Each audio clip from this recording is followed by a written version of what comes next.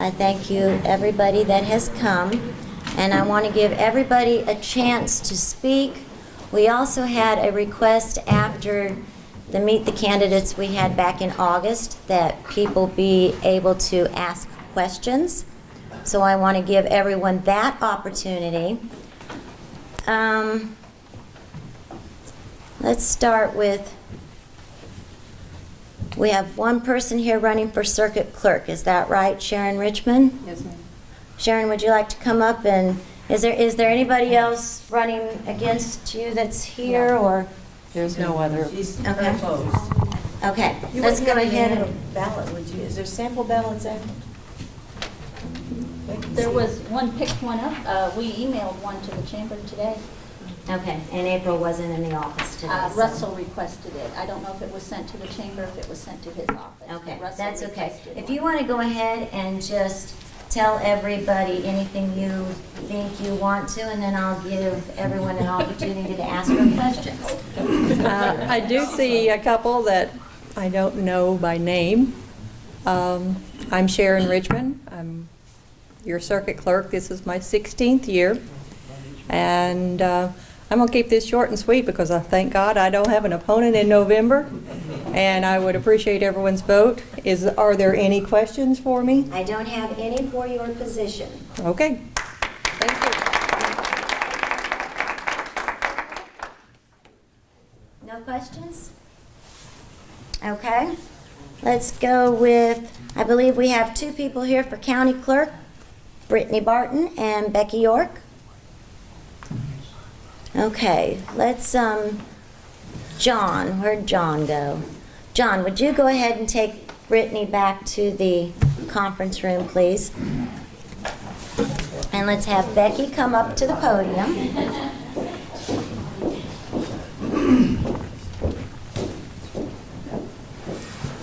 Hello, everyone. This is my 24th year serving as your county clerk. I appreciate having had the opportunity to do that. I am seeking one more term. During the time that I've been in office, there have been a number of improvements made to the office. It's been, of course, computerized. I don't know that there's a single office, a business office anywhere that's not have some technology nowadays, but that was a major improvement in the office. Did you have specific questions for me? I actually do have a couple of questions for you. One is, one of the duties of the financial officer is the preparation of payroll, payroll tax reporting, and the management of fringe benefits program. What experience do you have in this area? I have prepared payroll for various businesses with which I've been employed for more than 40 years. The county's payroll averages about 45 employees. There's a lot more to preparing payroll than just entering someone's number of hours and calculating that times their hourly rate. In order to do the payroll, you have to know a lot about the fringe benefits. You have to know which of those fringe benefits are exempt from income taxes, which are exempt from Social Security taxes, which of our benefits are defined comp, deferred comp. We have AFLAC, we have a life insurance, life insurance through State Farm, life and disability. We also have a life insurance policy that employees can take extra for them and their families.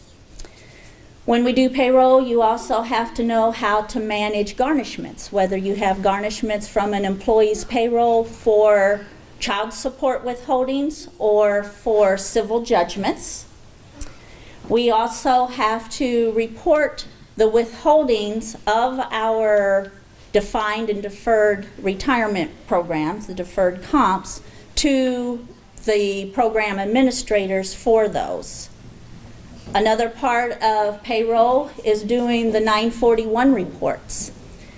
Most of you are probably not aware that before I took office, our presiding commissioner, Bill Kennan, who's a CPA here in town, had been doing payroll for the county because there had obviously been problems with the 941 reportings and IRS penalties that resulted from those reports not being timely or accurately prepared. I have done those 941s. They have been timely every time.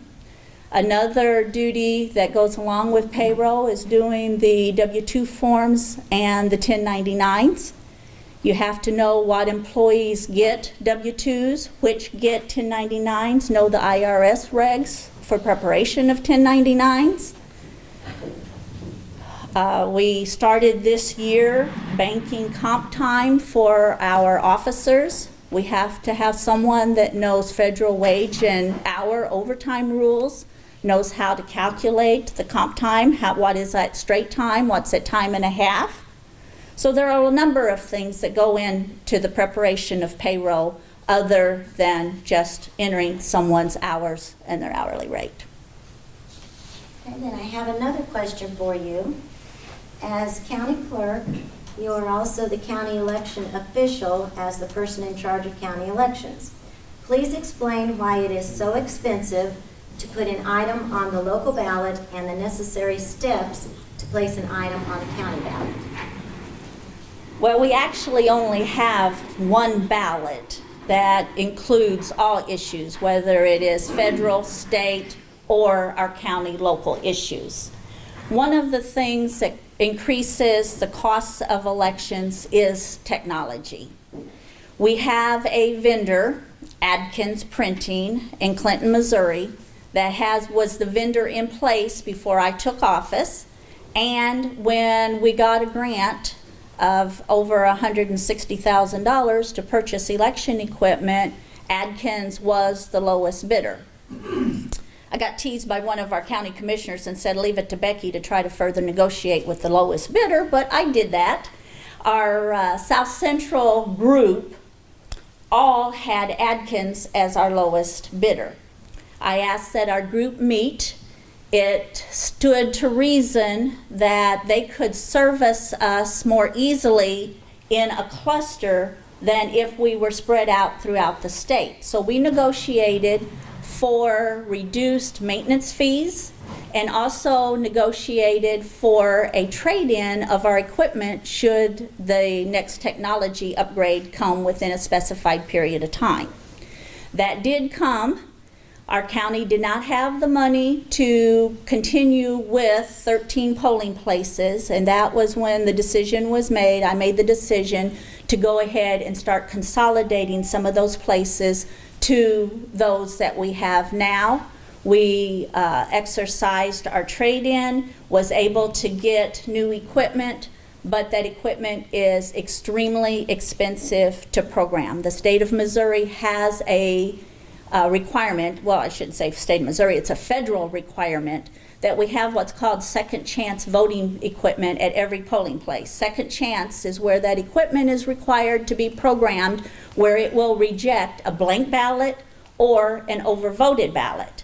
When someone makes an error and overvotes their ballot, it gives them a second chance to vote again. It will make their ballot become rejected. It prints out a little ticket, tells them what issue they have overvoted, and they're given an opportunity to vote again. Another piece of equipment that was required by the federal grant was the equipment for our disabled voters. It isn't only designed to be used by disabled voters, but primarily for them. It can be used for anyone, but it has a touch screen. We are required to have that at every single polling place. When the legislation first came into being considered, I did go and testify at a number of federal hearings because I felt it should be up to the local election authority to decide where to place that equipment in the precincts where we have a need, as opposed to having that expense at every single precinct. County clerks were not successful in that. That equipment has to be programmed not only for the touchscreen, but also has to be programmed for audio for people that have visual disabilities. So the programming of that equipment alone is thousands and thousands and thousands of dollars every election. The cost of paying our election judges, the cost of paying our polling place rental, That's very reasonable. That's a small cost of the election. But each of our elections is costing from $17,000 to $25,000 to conduct. Okay, we'll go ahead and bring Brittany in, and then I'll give everybody an opportunity to ask their own questions after we ask these to Brittany.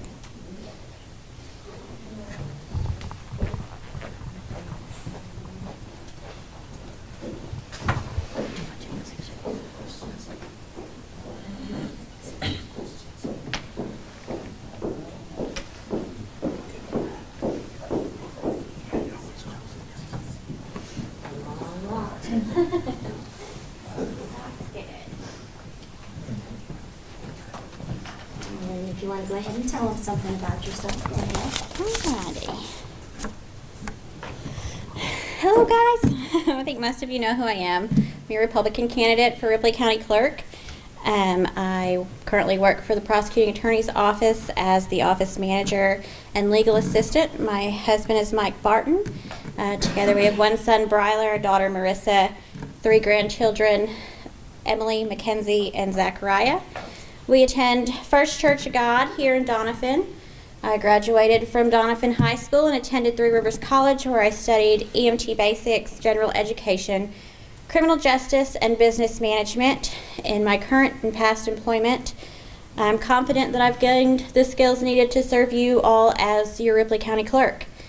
Before working with the prosecutor's office, I worked for People's State Bank and worked with them through the transition to People's Community Bank. While with the bank, I worked as a teller, and in the loan processing department, I helped process all loans that came through the Doniphan branch at People's Bank, and I gained a lot of skills in accounting and bookkeeping while with the bank.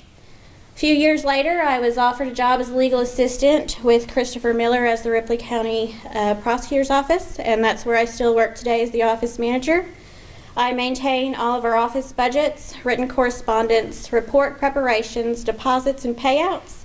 I handle all of our VOCA and child support reimbursements. I prepare a lot of legal documents, as well as accounting and bookkeeping for Chris. I handle all of our court dockets and charges that come through Ripley County come through my desk, and I help file all of those charges as well. And I've assisted in several jury trials, including the one we had last Thursday.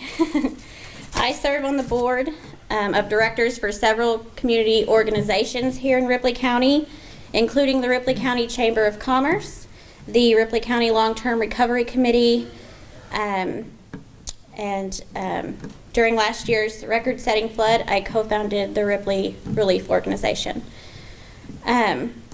I promise that I will work hard as your county clerk, and I would love the opportunity to work closely with our commissioners to help make Ripley County a better and stronger community for the future. Okay, I have 2 questions for you. The first one is, one of the duties of the financial officer is the preparation of payroll tax reporting, and the management of fringe benefits program. What experience do you have in this area? I've worked in a lot of payroll. I did payroll years ago when I worked with Town and Country. We did a lot of the payroll there. I've handled many budgets for Chris, and I work with our timesheets and stuff there as well. So. Okay. And as county clerk, you are also, or would also be, the county election official. As the person in charge of county elections, please explain why it is so expensive to put an item on our local ballot and necessary steps to place an item on the county ballot. I'm not familiar with all the election procedures yet. If elected as the county clerk, I would have extensive training in that and learn more about it. So that's not a question that I can answer for you all tonight. But I hope to be elected and then receive that training and get the answers. Okay. Does anyone have any questions for Becky or Brittany? Brittany, you would have an opportunity to get training, and I assume if elected, you would start that training right away? Immediately, with yes. Someone else in the, Yes, in there that are position. conferences, there's webinars that are available, which would start immediately, the trainings and conferences. But I'm good friends with 2 county clerks that are neighboring counties.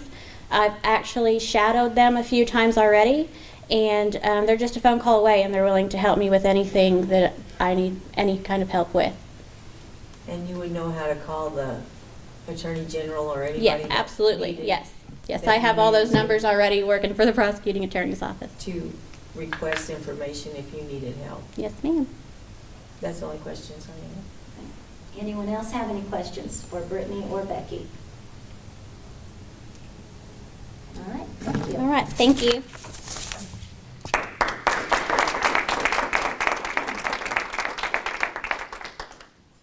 And County Recorder, June Watson.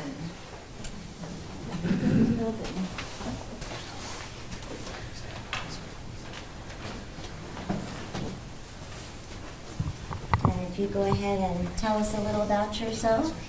Okay. Well, most of you know who I am. I'm June Watson. I've been the recorder. This is my 12th year. I had worked in the recorder's office several years ago, back in the 70s and 80s. I'm telling my age, I know. But anyway, regardless of that, it gave me some experience. And at a time when I really enjoyed that, and I still enjoy my job. I love it. And I enjoy working for the people and helping them, because actually our jobs are just being servants to the people, and I feel like that's what that I'm trying to do, and I hope that I and feel like I am pleasing everyone. I brought this piece of paper, which it looks blank, it's about like my head is tonight, but to just remind me of a little bit about what I wanted to remind people of. The office is also the historical record-keeping department of the county. And if you don't know what's there, you should come and see, because it's open, it's public record, and most everything we have there is public record. A few things like the military discharges we record, they're not, but if you have one there and you have an individual that is in need of that and you're related to them, we can get those for you. We record marriage license, we issue marriage license, and land records, and just miscellaneous filings. That's required for a lot of research. For if you've ever borrowed money, the property had to be researched and a title search done on it. So that, most of you here probably have had to do that, and that's what we do. We keep the records, and hopefully we're doing a good job. I have, like Becky, and just in the last 12 years, we have implemented a computer system that records and scans, and I also have my records are all microfilmed. I actually just had a guy come pick up the last books to microfilm them, which they have told us that's the best archival method, and so I feel like that, therefore, it's the best thing to do for keeping our records intact. So. Okay, and I do have a couple questions Okay. for you, but I do also want to announce that Donnie Johnson is also running for the recorder, and he had intended on being here, but they did have a family emergency, so he was not able to make it. Do you feel the property rights and ownership are more or less secure, since most property owners no longer have abstracts and rely on title insurance to protect their interest? Well, not being in the land title business, I really don't know exactly what the best answer would be, but if they get title insurance, they're pretty well covered. That's what I would say. And how do you see technology affecting your office and the way you perform your duties in the future? Well, if I go ahead and start e-filing, as a lot of people want me to do, I haven't done that because, for one thing, we all live in a budget, under a budget, so you have to be, in a position to be able to afford to do these things, which that's not really that costly, but there's some things about modern technology, I'd be telling my age, that I don't really care about. But I will eventually, come up with that, I'm sure, to e-file. And also, we have a lot of calls about our records online, and that's just something I don't feel like that I'm ready to do, but, you know, I'm sure in the near future it will be something we can do. Okay, do we have any questions for her? Anyone? All right, thank you.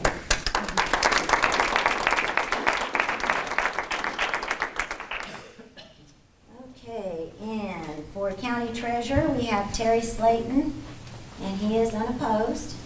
But I do want to give him the opportunity to make any comments and then for everyone to ask questions if they'd like. Okay, I told someone tonight I would keep it down to 30 minutes. But with that said, Sit down. yeah, 30 seconds. no, with that said, again, Terry Slayton is my name. I'm your county treasurer. I've been serving in that office for approximately 16 years, as I'll end this year with my 4th term, seeking re-election again. My wife, April, 3 children are here tonight, Emily, Landon, and Daniel. Daniel went to sleep, so you don't hear him now. But in the community, I serve on the Logan Creek Fire Department as a fire chief out there in the Fair Dealing community. I take an active role in trying to help in that way. I feel that everybody should take something upon their task and go with it. So I'd say the fire department is mine. But in my job, simply put, I keep all the accounts and make sure they're balanced and reconciled to the bank. 4 bank accounts and 49 funds inside those 4 bank accounts. That includes 19 separate road districts. So if anybody has any questions, I'll be more than happy to answer, but otherwise that's me in a nutshell. Any questions for Terry? Thank you. Thank you.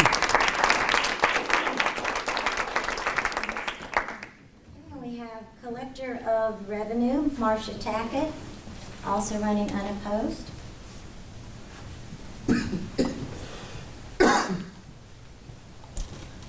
Hello, I'm Marcia Tackett. I'm your current collector of revenue for Ripley County. I am finishing up my 1st term, which is 4 years. I am unopposed, but I will appreciate everyone's vote. I just want to mention that I have thoroughly enjoyed serving the citizens of Ripley County.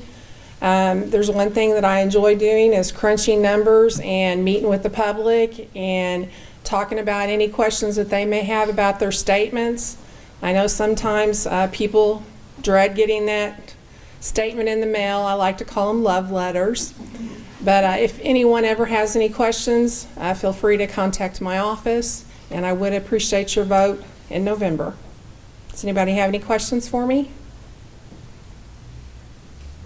No? Thank you. Thank you.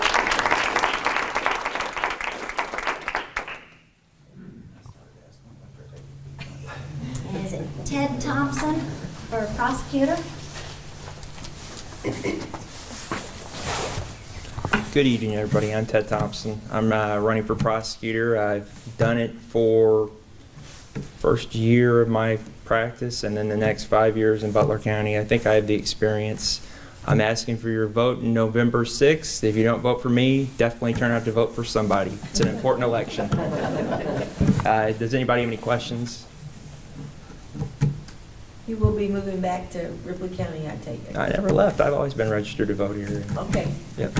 Yeah, I will be back. I'll be living back in Ripley real soon.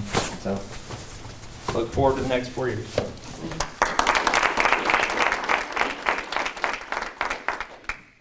and I believe we have 2 people here running for presiding commissioner, Jesse Roy and Brian Murdoch. Is that right? Okay. John, if you'd like to take Jesse back, and Brian, if you'd like to come up front. Go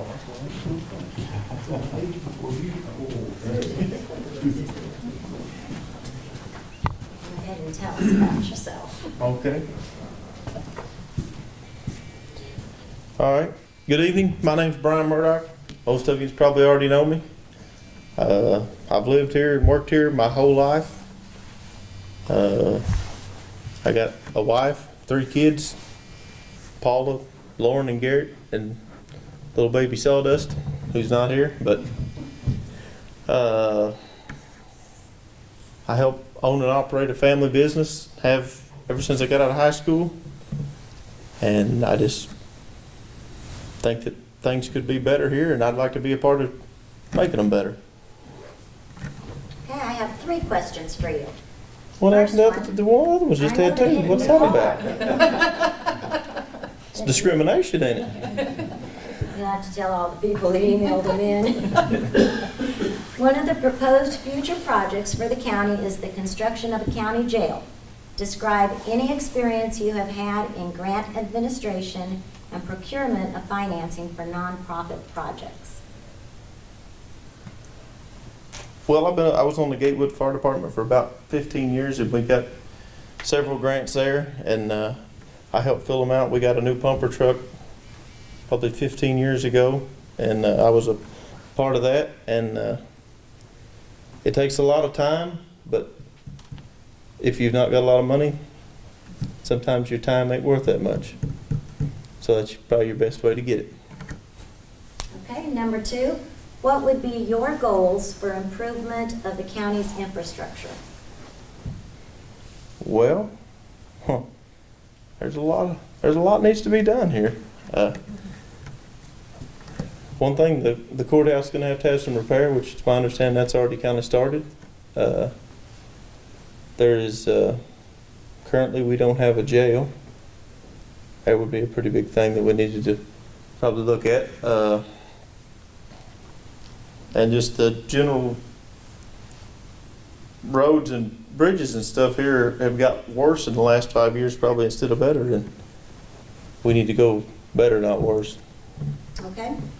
We've got the hospital and other local businesses that have closed or will be closing.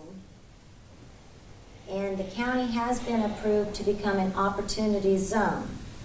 So, as county commissioner, what will you do to position the county and attract funding and take advantage of the new federal opportunity zones? Well, I'm not real sure what the federal opportunity zones are. But we do need to look at the hospital. We do need health care here. We do need jobs here. And anything we could do to bring business, jobs, would all equal revenue. And if you don't have no money, you can't do nothing. Do you have any questions for him? Ryan, how important is, well, I'm not saying this correctly, but would the jail be a priority for you when you get in, if you get in office? Well, Would that be one of the priorities? I would think it needs to be. I mean, we're spending large amounts of money housing prisoners in other counties, and it's just like a dead drain on us the way we're doing it. I mean, it's my understanding you can get grants. It's my understanding that you can house prisoners for other counties like we're doing now and help offset the cost of housing your own. So yeah, it needs to be a major priority because it's a major part of our judicial system. Thank you. Any other questions? All right, thank you.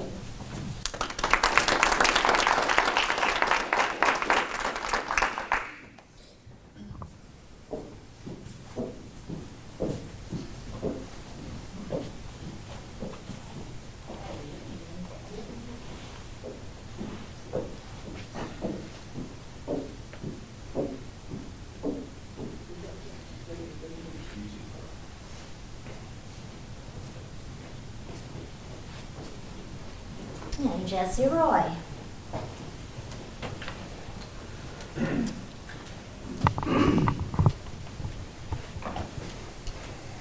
Good evening, everyone.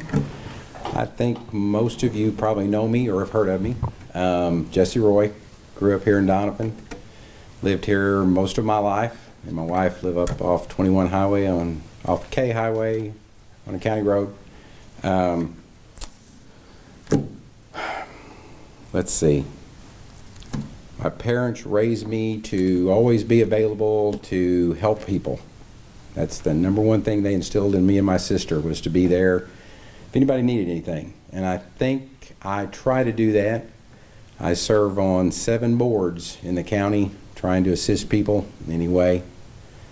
anything from the fire department to the road district to the water board to the hospital board.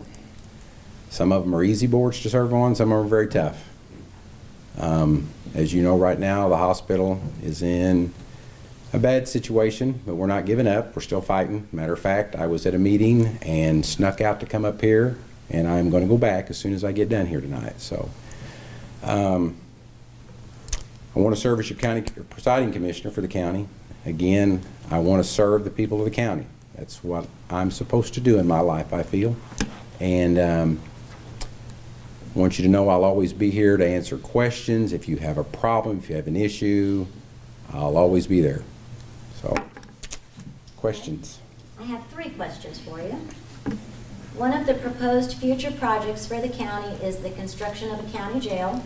Describe any experience you have had in grant administration and procurement of financing for nonprofit projects. Grants. The only grant that I have been involved in procuring would be Water District Number 2. Got a grant 3 years ago to build a new well and tower on 21 North. And I'd got on the board right. They had applied, but had not been approved yet. And when I came in and worked in getting that finished and accomplished and going. And what would be your goals for improvement of the county's infrastructure? My goals. We have lots of them. We need a jail. We need a courthouse. We need better roads. I don't know that any one is more important than the other. I think they're all important. We need a hospital. We can't continue to grow as a county, I don't personally feel, without a hospital.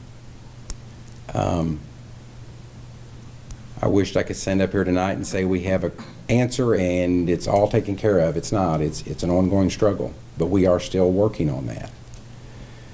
I attended a meeting last week with MoDOT in regards to Proposition 8, I believe it is. It's coming up in the election, which is, I don't care what they want to call it, it's a raise in the gas tax.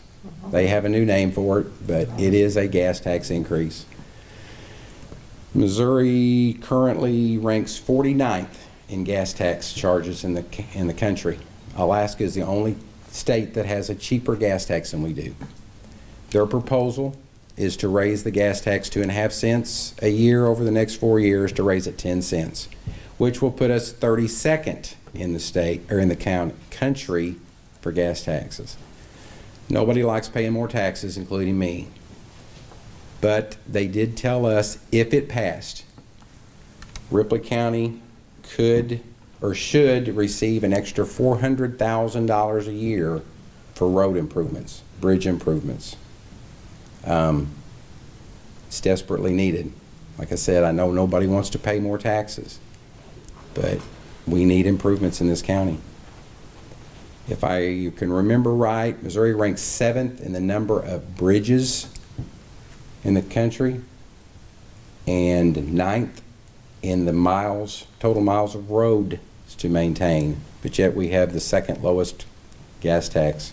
Hasn't been raised since 1994, I believe it was.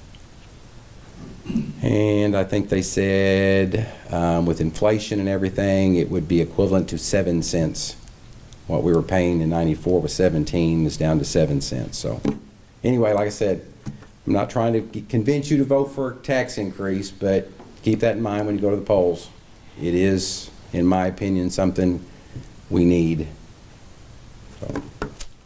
Okay. The hospital and many local businesses have closed or will be closing.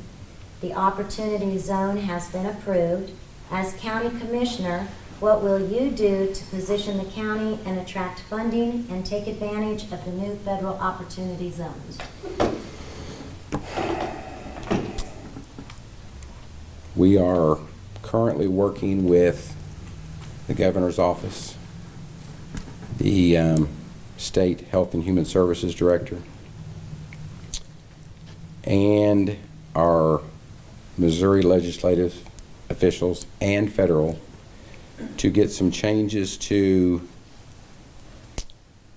our rating, hospital rating. We are a rural hospital now. We are trying to get that changed to a critical access hospital, which frees up more funding, better payments from Medicare, Medicaid, so forth and so on.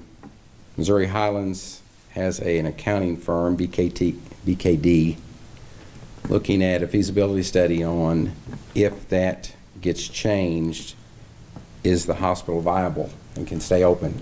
We hope to have that in the next week.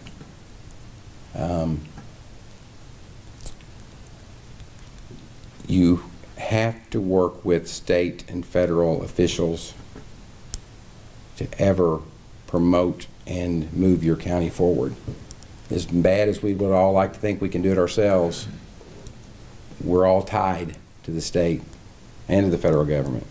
And grants and anything like that, you have to work with those people to get it done, and the community. What you all feel we need to work on, what you think is most important. And I would be there anytime to listen. Do we have any questions for Jesse?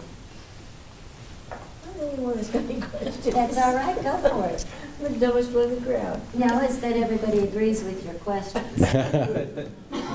You said that this gas tax, we should get 400,000. Mm-hmm. That's not, It's estimated.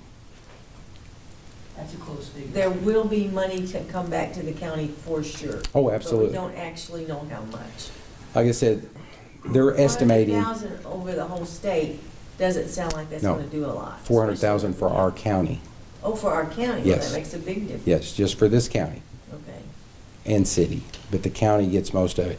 It comes back to the county in what's called CART funds, and it's based on the miles of road that you have to maintain, basically. The county has a lot more roads to maintain than the city does, so we get a lot more of the money. Mhm. It would almost double what we get now from the state. Your feelings on the jail, is that a large priority or? Yes, Okay. yes. Jail, courthouse. The jail probably is a bigger priority, but the courthouse is right there too. Everybody loves the courthouse. It's a beautiful thing to look at. But unfortunately, it's not practical to keep putting the money into that to get it to where it needs to be for us to use it. We are using it. It's too small. We spend a ton of money maintaining it, just trying to keep it to where it is now instead of trying to improve it. I mean, we would all love to restore it and have it improved, but unfortunately, it has been explained to me, grants are not available as long as it is used as a courthouse. If it was not used as a courthouse, we could probably get a grant to fix it back up. But since it is a government facility, you can't get a grant to do it. And we need more room. We need a better facility. I would love to see a jail and a courthouse all together. No transporting prisoners from one spot to another. It would just solve a lot of issues, but they're again finding the funding for it. That's all I have. Any other questions? Question. What is your thought on maybe consolidating the road districts? Because I know that when Pete was there was a lot of money in some road districts and Not in some others. didn't have any. You're right. I would love to see us have one road district, or maybe two for the whole county. Butler County has one. If you talk to them, they see good points and bad points with it. Unfortunately, in Ripley County, there are, I believe Terry said 19 road districts. Most of those the county maintains by using their CART money. I think Donovan Special and Jordan are probably about the only two that does their own maintenance. Perman does theirs? Okay. It's a real touchy subject here, but we'll go here. CART money comes into the county, and it's roughly $450,000 a year, I'm going to say, somewhere around there. that is reimbursed to the county by how many miles of road we have coming from gas tax money. In a perfect world, that money would be divided to each road district by how many miles of road each road district has to maintain. It doesn't necessarily get divided that way. Jordan Road District, if I remember correctly, 2 years ago, between taxes and CART money, we received $33,000 to maintain 52 miles of road. Last year, payment in lieu of tax money didn't come through the way it had before, and we lost about $12,000 of that. So we lost a third of our budget. We were hoping to pick that up in CART money, which we did not. We did get a little bit of payment in lieu of tax money, but it was $2,000 or $3,000, I think is all we got. So we operated last year on a third less budget. If the county had had one large road district instead of the 19 separate ones, the CART money that was available would have been probably used more fairly throughout the county. And I don't want to say we weren't treated fair.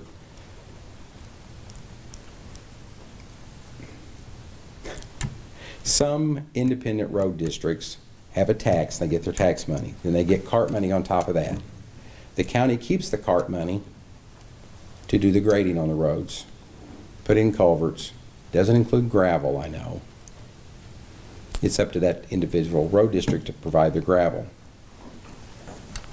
Anytime you can bid your gravel and your maintenance as a larger unit, you're going to do it less expensively.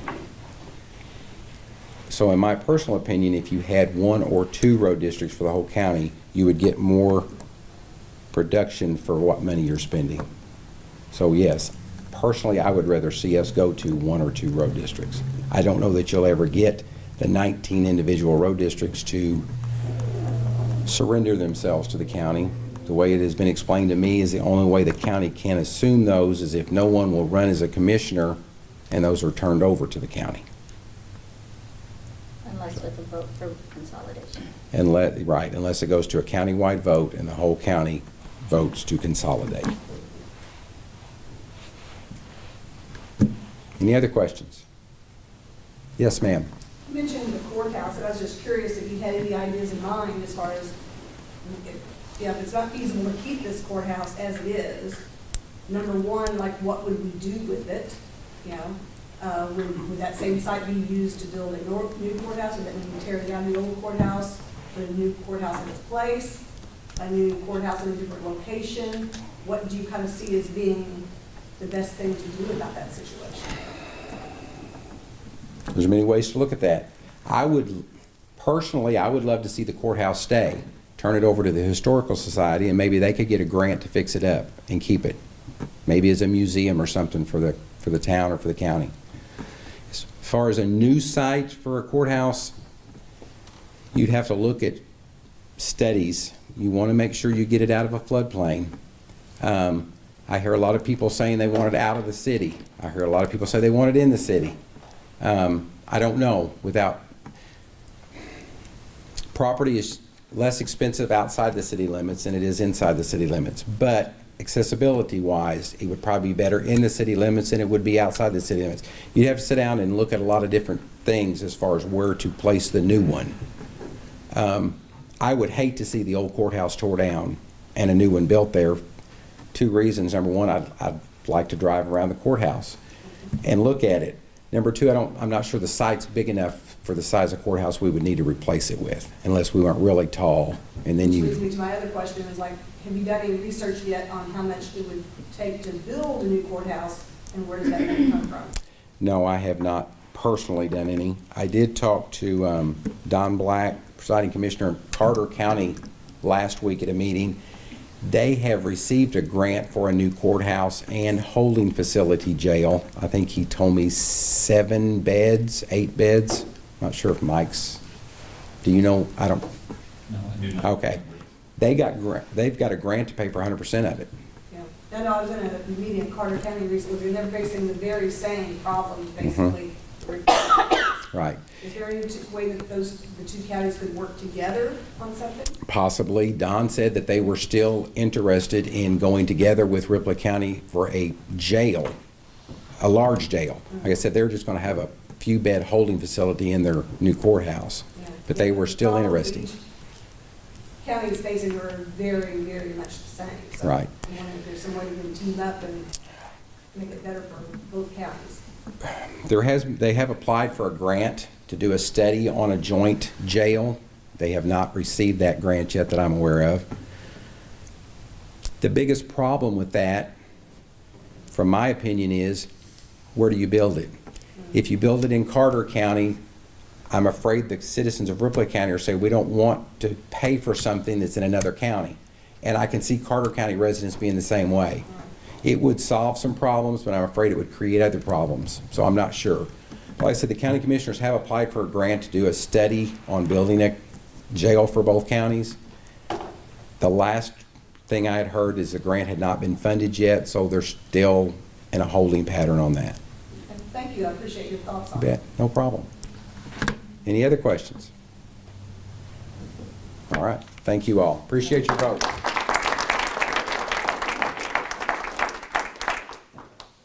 And we have Matt Michelle for State Representative. Jeff Shaw is here also. Is Jeff, okay, Jeff? All right, John, you want to take Jeff back?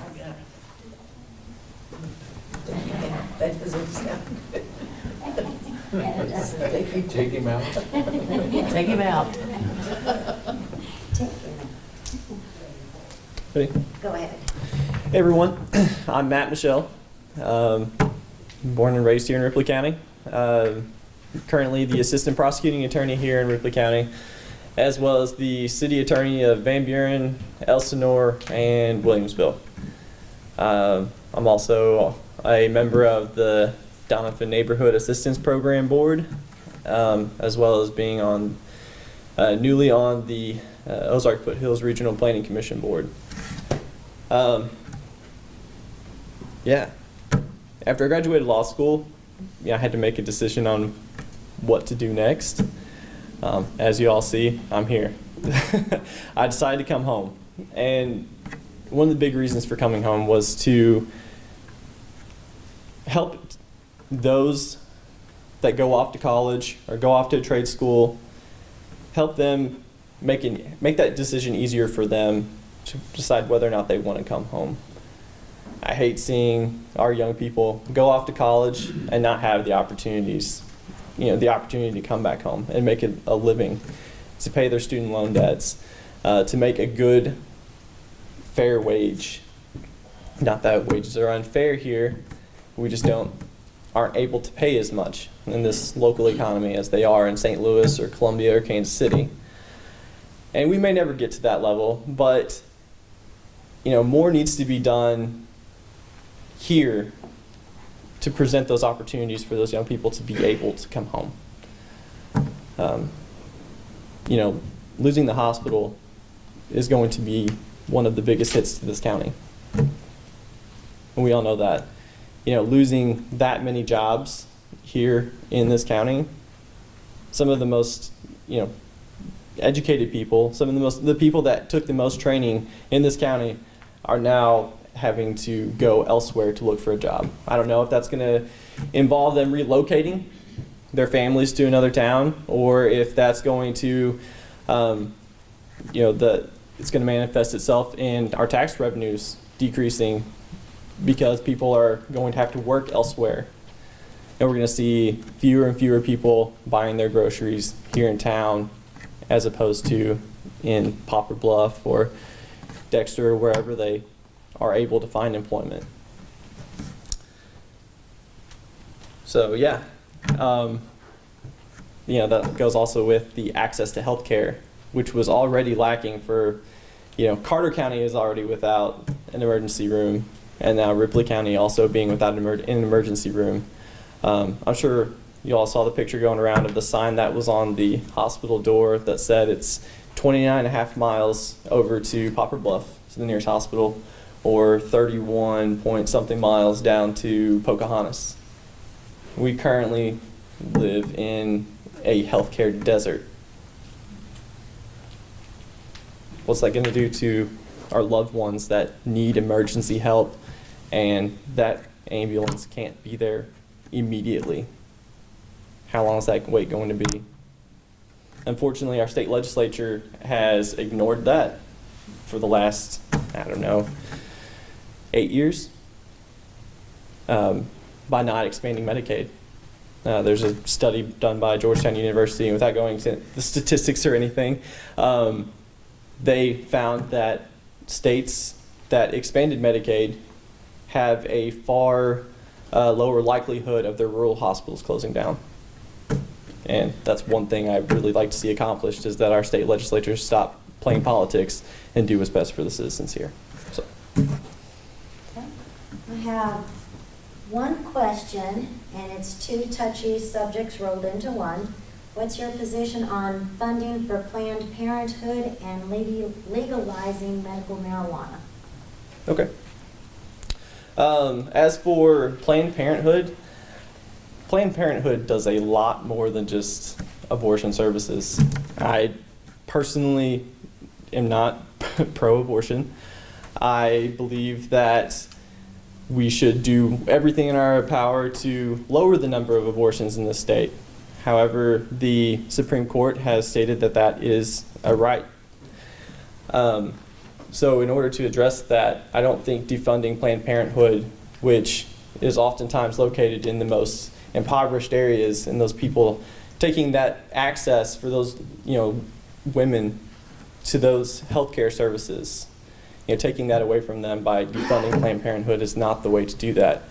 Sex education in our schools and making sure that people are educated on all of the repercussions of their actions, the causes.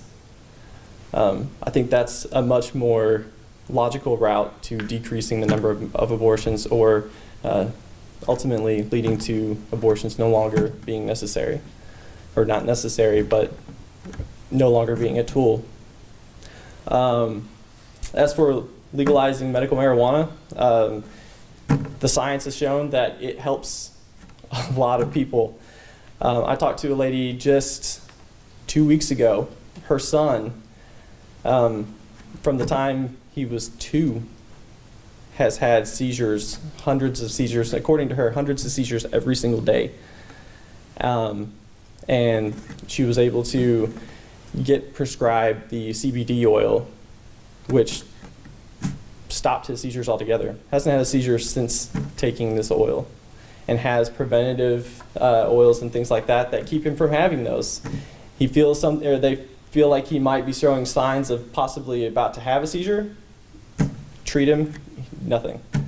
So, it's really hard to argue with the science on the issue and say that it has no benefits. I'm definitely pro legalization of medical marijuana in the state. Any other questions? All right.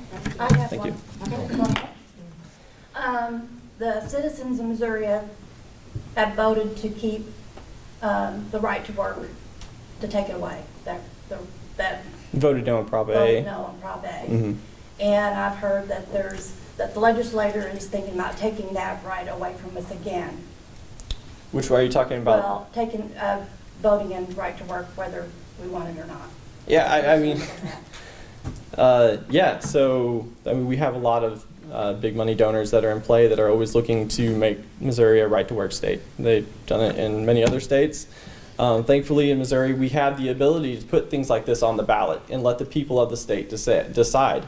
They've put it on the ballot 2 or 3 times now in the last 30 or 40 years, and each time it's been voted against. We don't want to be a right to work state. This district alone, which has a very, very low union presence, decided it did not want to be a right to work state. So I've heard that several times, that there are legislators that are going to go ahead and put it back up again and see if they can get it passed again. But it'd be foolish, because the effort will go right back on the ballot and be voted on again. So. Any other questions? All right, thank you. Thank you all.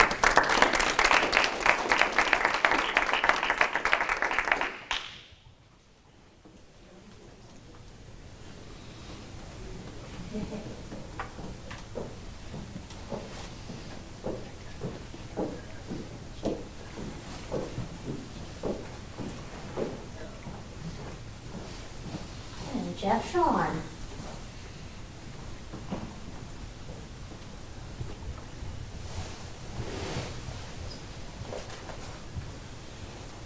Yeah, I feel like I've met most of you here. I'm Jeff Shawn, was raised in this part of the country, have lived here well over half of my life, spent 20 years as an entrepreneur. Some of the most fun I had was a few years ago when I was the Butler County EMA director. Didn't know I could enjoy working for the county that much, but it was really good. It was a great way to serve my community. I would like to be your next state representative. I've spent the last year going to every event I can possibly go to, physically get to meet as many people as I can. I describe myself as a Christian, constitutional, conservative Republican, in that order. And all I really mean by that is that, yeah, you have to run with a party. And when the party's right, then I'm with the party. But if something we're doing is unconstitutional, I'm not going to be for it. So I think that description probably tells you a whole lot about where I stand on a lot of issues. So I'll take the questions. Got one question for you. Only one question? Well, it's two touchy subjects rolled into one. Okay, all right. What is your position on funding for Planned Parenthood and legalizing medical marijuana? Wow.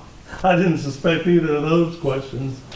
Okay, well, I call myself 100% pro-life, so that probably tells you how I feel about Planned Parenthood. I feel like life is sacred, and babies are innocent, and so we should protect the babies. And so I have not received any support from Planned Parenthood, as you may imagine. Legalize marijuana. That's an interesting topic, and it gets pretty personal with me. 5 years ago in July, my father died a very painful death from stage 4 colon cancer.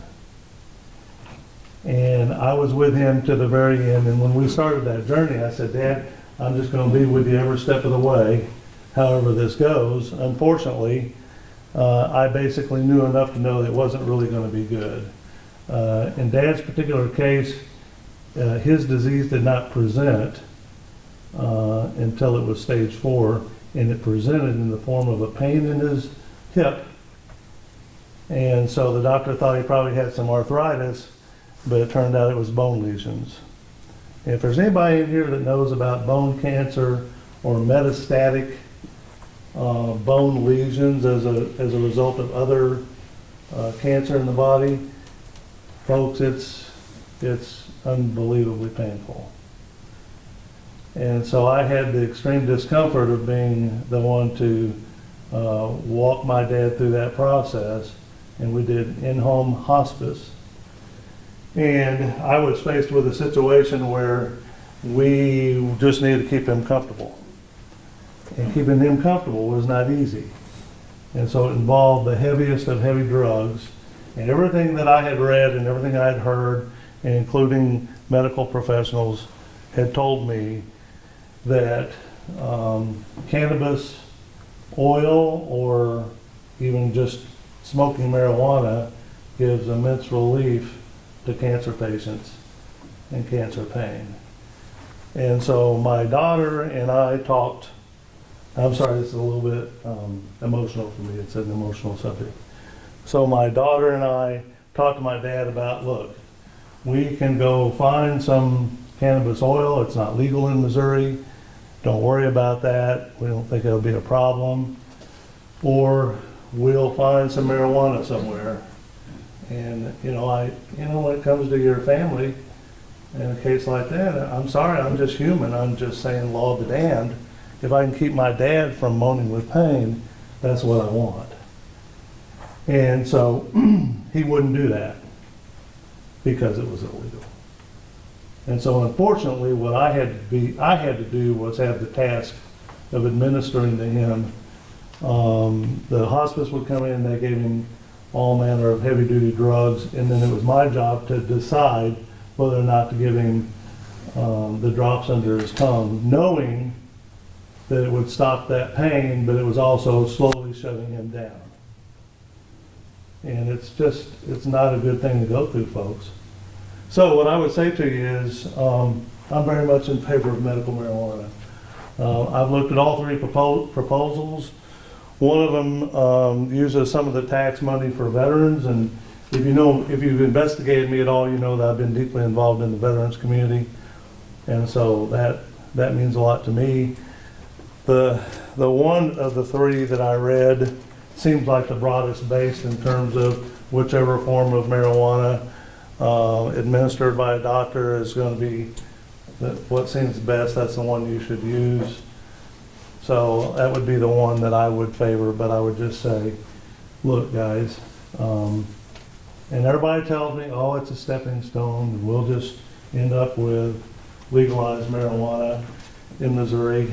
That may be true, I don't know. But I can just tell you this, after what I've gone through, as the old politician said, where you stand depends on where you've been sitting.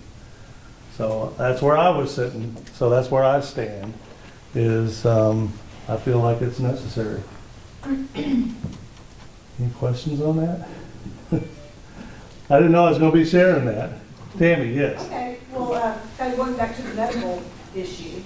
First of all, like, do you understand that like Planned Parenthood does things other than abortions? I do. I understand that. And how do you feel about those services? Well, all those services are fine. I mean, you're talking about specifically issuing of birth control pills. Checkups, wellness checks, all those things. Yeah, well, if they want to do those things, if that's all they want to do, I'm fine with that. And I appreciate the specificity of your question, and what I would say to you is, as it involves the performance of abortions, I'm going to be against it. So would you be in favor of funding them if the abortion issue was taken out of it? I would look at it if I had the assurance that that's what the funds would be used for. Okay. That's a fair question, I think. And then the second part of my question is just how do you feel about Medicaid expansion? Because part of the reason Ripley County and a lot of these small town hospitals are in such dire straits is because of the lack of Medicaid expansion in Missouri. How do you feel about that? Actually, I disagree with that. I would say that, and I happen to know quite a bit about it, and you may have opened up a can of worms there. I'm going to probably take the platform for a few minutes. On the one hand, Medicaid procedures are losers for hospitals. So if you do more of what's losing, you're only going to continue to lose, on the one hand. On the other hand, Missourians are just not going to be willing to take on more taxes to fund Medicaid. So politically, that's just not going to go anywhere. The problem can be solved in two ways. The first and best way to solve it is through a better job of primary care. If we would reform Medicaid to empower doctors to do really what they're trained for doing, instead of continually reducing their fees to where they see more and more patients, and they do less and less of their job with the patients, and deal with the core expense of Medicaid, then we would reduce the cost of Medicaid, because approximately 75% of all the cost of Medicaid is related to diabetes and poor lifestyle. And so if we take some of these people that are on Medicaid and help them improve their health, we'd have fewer strokes, we'd have fewer heart attacks. And I would tell you, we can do a whole lot with Medicaid patients for the cost of just one stroke. So at that level, if we could just improve the health of the people, it would be better for the people of Missouri, and it would reduce the cost of Medicaid. But the really core way to solve the difficulty that we're having with rural hospitals, because that's probably the benchmark of why I want to go to Jefferson City, is yes, I would like to improve health care for all of Missouri, but I'm a rural boy, and I know what's happening to our rural hospitals. and they're closing one right after the other. Part of it is things that we can't do anything about. When this hospital was built here, a 21-bed hospital, 60 years ago? At least. At least 60 years ago, the world of hospitals was a completely different thing. The model now is, and everybody sitting here knows this is true, if you have an illness that's emergent care, if you have a chest pain, you want to go, you need to get somewhere really quickly so that you can be triaged and looked at. But the truth of the matter is, if it's your heart or if it's your loved one and they have a heart issue, you're going to shoot them off to Cape, you're going to shoot them off to St. Louis, you're going to shoot them off to Memphis. They're not going to stay in Donovan and see a cardiologist. So what we need in Donovan, what we need in Kennett, what we needed in Ellington, and what we're going to need in some other places, if it continues like it is to preserve emergent care so that people can be stabilized. If they have some little procedure, they can be in a small hospital and taken care of where we can control the cost. So how do we do that? Well, on the Medicaid part of it, has anybody here heard of the FRA tax? I knew that's what I would get. Blank looks. Folks, FRA stands for Federal, somebody Google it. We can't Google in this building, there's no service. FRA was an alliance that was formed back in the 90s between the Missouri Hospital Association and the state of Missouri to maximize the federal reimbursement dollars for Medicaid in Missouri. And so the hospitals collectively said, we're going to tax ourselves so that Missouri can get the maximum dollars from the federal government that they need. And they did that. And Missouri has, if not the highest, one of the highest FRA taxes in the nation. So if you pull up data, it will show that hospital Medicaid costs in Missouri are higher than most Medicaid costs in surrounding states. Well, guess what? In those other states, their FRA tax is 0.5%, 1%. In Missouri, it's 5.2%. That translates into approximately $1 billion of tax money that doesn't come out of your pockets, but it comes from the hospitals directly, paid into the state, so that they can maximize the amount of money that they get from the federal government. So when people talk about their experts about Medicaid and they know what we should do with Medicaid, they don't even know what the FRA is, okay? So the bottom line is this, all we simply have to do is manage that money better. And all I mean by that is we need to acknowledge that Medicaid, as it's reimbursed in fee-for-service and a mixture of managed care right now, is a money-losing deal. Talk to any hospital administrator, Jesse's nodding his head, yes, he knows how true that is. Guys, I sleep with a hospital CEO, so I hear it every night. I know that Medicaid is a loser. Medicaid is not going to be a winner, but what we can do is reallocate some of the FRA money to the rural hospitals and support the rural hospitals and help them provide the emergent care that we need today. If you take a hospital, let's just say, let's take DePere in St. Louis, right? Rich place. I would be willing to bet that 1% or less of all their fees are Medicaid. So if DePere is losing money on Medicaid, and I'd be willing to bet they are, they don't really care, because 90+% of everything is commercial insurance. That's where they make their profit. They absorb the Medicaid and they go on. It would not hurt DePere, which is a rich part of St. Louis, to do with a little bit less Medicaid money in an area where they lose money all the time, but they don't lose very much money because it's a small percentage, to reallocate a larger proportion to the rural hospitals where we have 60, 70, 80% mix of Medicare and Medicaid. It's really a simple process. Out of $1 billion, reallocate a part of that, strengthen the rural parts of Missouri, and those are the kinds of things I want to go to Jefferson City and fight for. Good question, Dan. Now, one last question for You promise? Yeah, I'll try to give it one. Okay. Okay, how do you... Give me an easy one. So far, they've been pretty tough. Oh, I never ask easy questions. How do you feel about raising the minimum wage in Missouri? Well, I don't feel that minimum wage is overall good for the long haul. What I would say to you, though, is that our economy is roaring along so quickly, we're going to have to move the minimum wage up to keep up with what people are getting at these entry-level jobs. If we raise the minimum wage in Missouri, that's fine. You can still go to Menards and start for $13 an hour. So if we raise the minimum to 12, you know, we're still trying to catch up with what the market's doing. So the market has just outstripped minimum wage.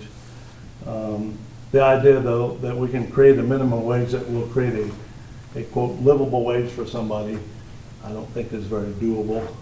So that would be I my could answer. ask more, but I promised you I wouldn't. You can see me afterwards, Tammy. Okay. We can continue this conversation. Okay.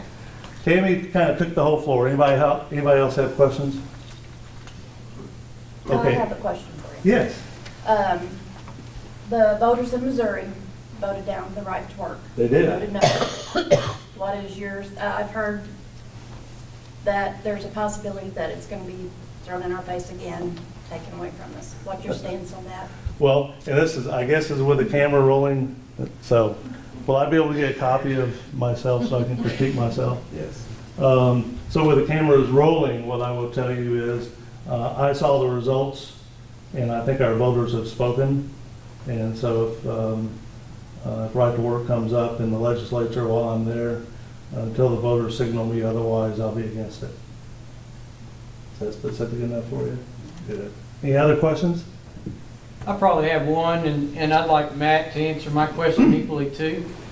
Well, I didn't What- get to what- hear his answer, well, so. No, because this hasn't been asked. So what method can we help move people to work from welfare, or to end this little process I see at the grocery store where somebody is selling their food stamps or their food card or their EBT card out on the street, 50 cents on the dollar? You starting with And- me? Yeah, Jeff, if you want to go, and then Matt, I'd like to hear your answer too. This sounds awful simple, but I will just say that if you can work, you should work. Okay, if you're able to work, you should work.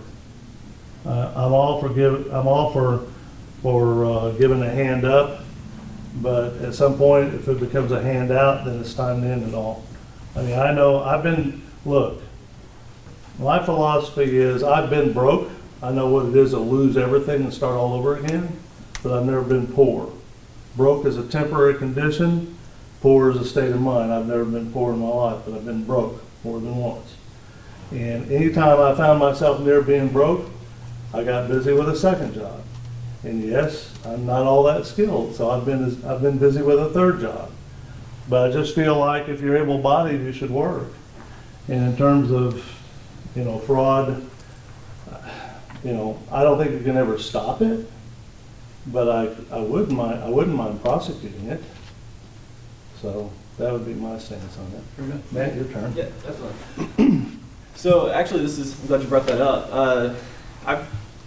While talking to different people, I've heard different stories from, fathers and mothers that have children that are on assistance programs. And one of the things that really caught me off guard was that, they're on this program because they need it, and then down the road they try to go to college or they get a job, and immediately that gets cut off. It sounds like a disincentive to better yourself. I'm definitely in support of doing away with things like that, especially when somebody is actively trying to go to school, learn a trade, get an education so they can get a better paying job. They should have that assistance throughout that process. I mean, up to a limitation. I mean, you can't go on forever like that. But yeah, we need more incentive programs for people to get off of these programs, kind of weaning them off of it as they go along, instead of just cutting them off as soon as they start to try. So yeah, that's something I would definitely like to see done. Okay. Any other questions? Well, there is a program, and I work for the Missouri Job Center, that it's going to be insinuated very shortly to anyone that is on welfare for a certain amount of time will be weaned off of that. In fact, the employment services have been kind of issued the opportunity to get these people jobs that for sustainable income. And the state's looking at $12 an hour, if we can get these people in a $12 an hour job. If not, if we can get them a $9 job, then compensate for what their welfare is paying right then and there. So if they're making $300 a week on welfare, I don't know what it is, at that $900 job, they would compensate for the difference. You're still accepting a little bit of welfare based on $9 to $12 an hour. So that is being implemented in the state of Missouri. I don't know how long it's going to take, but it's going to be significant, and it's going to make a big impact. It's all part of the Workforce Opportunity Act, WIOA, to get people back into the workforce. I've always said, and that's my opinion, maybe different on you, or both of you, is that if the state is taking care of you, housing, welfare, food stamps, you should do some kind of community service at least. You know, Right. so get off, you know, your butt and do something other. I mean, I don't know why that was. Or go to work and earn a paycheck like everybody else does. So that's kind of based on why they're going to be doing the welfare reenactment, you might say, to get these people back into the workforce system, because a lot of people, I don't mean this wrong way, but have taken advantage of the situation. Well, they do. I had some work done on my home, and the guy that headed up the work hired some people, and one of the guys that was working with him, I found out he was employed somewhere else that I knew of, and he said, but he's part-time. I said, well, he seems to work really hard. Why is he part-time? He goes, oh, he can only work 20-something hours. I said, why? He said, well, because then he'll lose his, well, I'm going, what kind of system is that? You know, he's able-bodied. He was working at my house, making money, which I'm sure would, you know, if the state had gotten wind of that, then that probably would have caused him a problem. But for crying out loud, why are we incenting people to not work? That makes no sense. Well, we've all seen But this. guys, this is a very complicated, complex problem. It's going to be a headache. But you know, it's just, and I like to reduce things to the simple terms, and then let's try to get to that point. If you're able to work, you should work.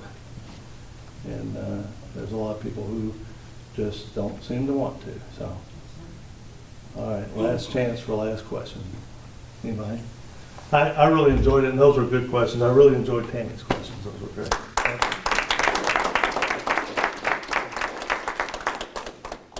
Did I forget anybody? Thank you, everybody, for coming. Please do not forget to go out and vote on November 6th. Yes. Please.